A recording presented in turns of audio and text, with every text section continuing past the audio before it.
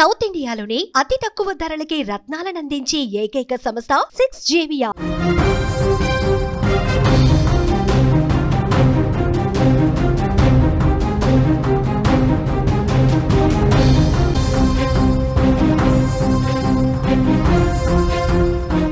మేడిపల్లి స్వాతి హత్య కేసులో భారీ ట్విస్ట్. భార్య హత్య కేసులో మహేందర్ మాట మార్చేశాడు. స్వాతే ఆత్మహత్య చేసుకుందని కొత్త నాటకం ఆడుతున్నాడు. భయంతోనే ముక్కలు చేశాను అంటూ చెప్తున్నాడు. నిందితుడి మాటలు పోలీసుల్ని నమ్మటంలే. కేసులో పోస్టుమార్టం రిపోర్టు కోసం ఎదురు చూపులు చూస్తా ఉన్నారు. ఇప్పటికీ స్వాతి మిగిలిన శరీర భాగాలు దొరకలేదు. మేడిపల్లిలో సంచలనం సృష్టించిన భార్య హత్య కేసులో ఇప్పుడు కొత్తగా ఇంకొక ట్విస్ట్ బయటకు వస్తుంది. భార్యను హత్య చేసి ముక్కలుగా చేసి మూసీ నదిలో విసిరేసిన దుర్మార్గుడు మహేందర్ రెడ్డి తాజాగా పోలీసుల కస్టడీలో చెప్తున్న మాటలు ఆశ్చర్యపోయేలా ఉన్నాయి. తాను హత్య చేయలేదు, నేను చంపలేదు, ఆమె ఆత్మహత్య చేసుకుందని చెప్తూ ఇప్పుడు మాట మార్చిన పరిస్థితుంది. అందరినీ గందరగోళంలోకి పడేస్తున్నాడు. ఇష్టం వచ్చినట్టుగా మాటలు మార్చుతూ మహేందర్ రెడ్డి పోలీసులకు ఇదే విధంగా పొంతన లేకుండా సమాధానాలు చెప్తా ఉన్నాడు. తాను హత్య చేయలేదని, గొడవ పడిన తర్వాత ఆమె ఆత్మహత్య చేసుకుందని చెప్తున్నాడు. మృతదేహాన్ని ఇక ఏం చేయాలో తెలియక భయంతో చేతులు కాళ్ళు తలను కోసి మూసీ నదిలో పడేశాను అని చెప్పాడు. తొలి విచారణలో తానే గొంతు నులిమి చంపినట్లు అంగీకరించాడు. కస్టడీలో మాత్రం మాట మార్చేశాడు.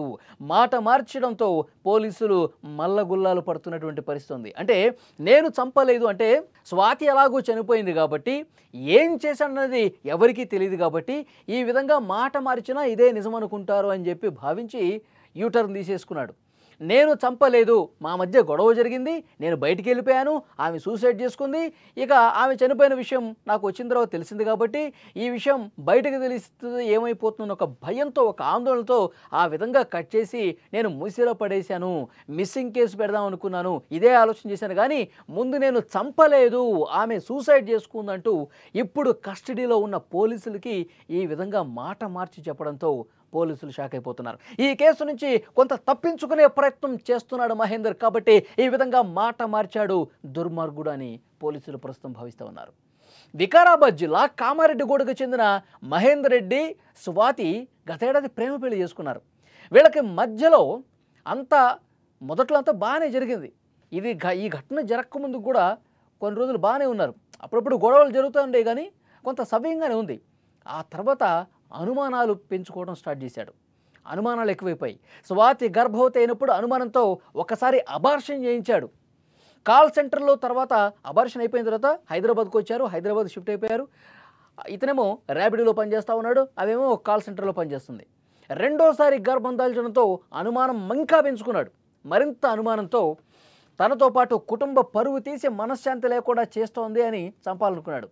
ఆమె ఏం చెప్పింది? మొదట నేను పుట్టింటికి వెళ్తాను, పుట్టింటికి వెళ్ళి అక్కడ నేను టెస్టులు చేయించుకుంటాను, ఒకసారి అబార్షన్ చేయించావు, దయచేసి ఇప్పుడు కూడా అలా చేయకొని కాళ్ళు పట్టుకుంటాను, నేను ఒకసారి పుట్టింటికి వెళ్తాను, నేను అక్కడ టెస్టులు కూడా చేయించుకొస్తాను, వినాయక చవితి పండుగ వస్తుంది కాబట్టి మా ఫ్యామిలీ మెంబర్స్తో కూడా నేను 2-3 రోజులు గడిపేసి వస్తాను అని చెప్పి రిక్వెస్ట్ చేసింది.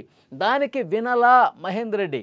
నువ్వు వద్దు, నేను చెప్పినట్టు నువ్వు ఇక్కడే ఉండు, ఇక్కడ టెస్టులు ఎంచుకో, నువ్వు వెళ్ళొద్దు, నీ కాల్ సెంటర్ జాబ్ కూడా నువ్వు మానేసేయి.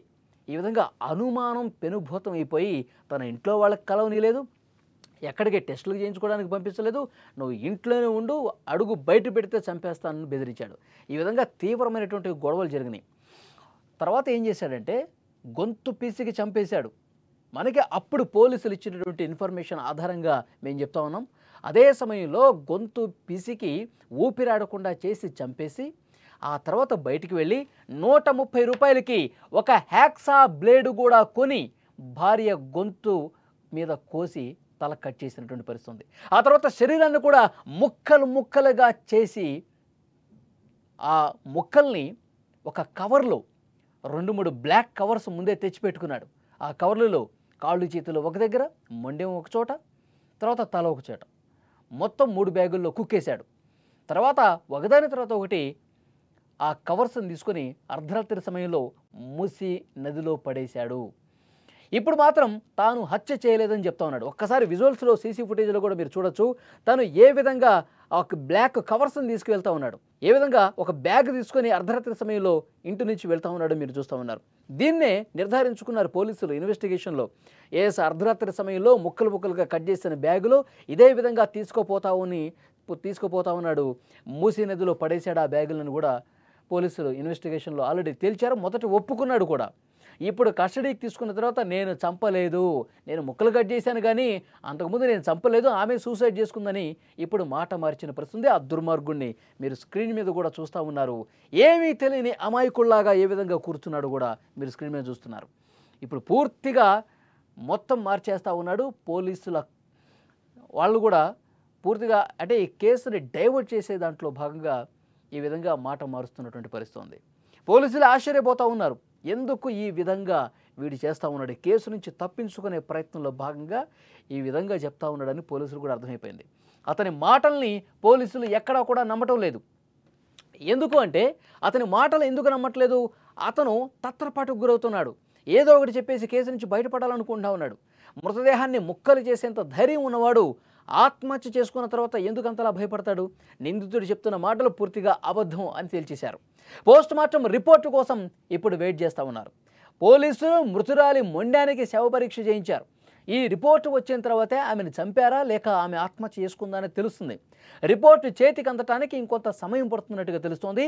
మూసీ నదిలో విసిరేసిన శరీర భాగాలు ఏవైతే ఉన్నాయో అవి ఇంకా దొరకలా. ఈ కేసులో పోస్ట్ మార్టం నివేదిక ఇంకా కీలకం కాబోతోంది.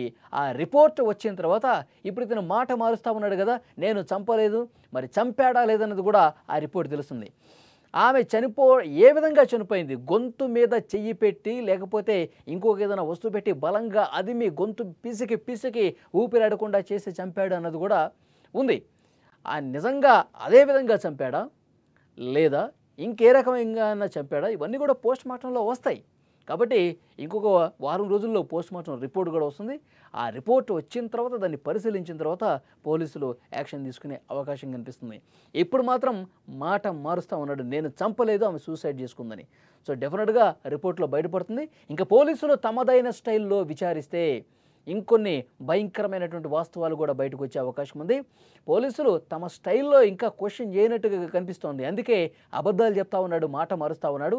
గట్టిగా వాళ్ళు స్టైల్లో విచారిస్తే కనుక మొత్తం నిజాలు కక్కేస్తాడు. ఈలోపు పోస్ట్ మార్టం రిపోర్ట్ కూడా వస్తుంది.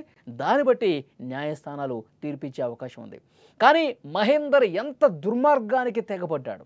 భార్య గర్భంతో ఉన్నటువంటి భార్యని అంత దారుణంగా ముక్కలుగా నరికేసి మూసీ నదిలో పడేశాడు. ఆ శరీర భాగాలు ఇంకా దొరకలా. మొన్నటి వరకు భారీ వర్షాలు వరదల కారణంగా మూసి ఉధృతంగా ప్రవహించిన కారణంగా అతను ఆ కవర్స్లో పెద్ద బండరాళ్ళు కూడా ఆ కవర్లో వేసి మూసిలో పడేశాడండి. ఎందుకంటే మొత్తం మునిగిపోతుంది, పైకి తేలకుండా ఉండాలంటే ఒక బరువు అందులో ఉండాలని చెప్పి పెద్ద రాళ్ళు వేసి ఆ బ్లాక్ కవర్ని గట్టిగా కట్టేసి మూసిలో పడేశాడు. ఆ వరదకి ఎంత దూరం కొట్టుకుపోయాయో తెలియదు కానీ వరద పూర్తిగా పట్టిన తర్వాత ఆ వాటర్ పూర్తిగా తగ్గిన తర్వాత అవి ఎట్టి పరిస్థితుల్లో దొరుకుతాయి. ఆ బ్లాక్ కవర్స్లో ఉన్నటువంటి శరీర భాగాల్ని మేము పట్టుకొని తీరుతామని పోలీసులు చెప్తా ఉన్నారు.